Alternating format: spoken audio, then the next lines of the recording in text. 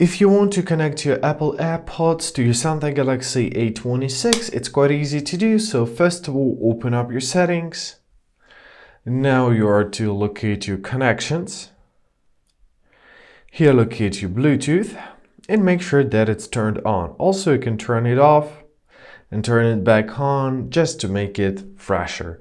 Now open up the lid and turn over your case. Here you'll find this little button. Now hold your finger on it until you'll see this white color flashing.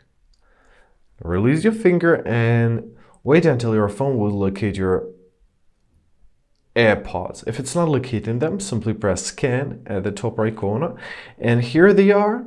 So let's tap here, confirm your choice by pressing pair, and basically that's it. Now they are connected. And I hope this video is helpful. Thank you so much for watching. Have a great day and please consider subscribing to our channel.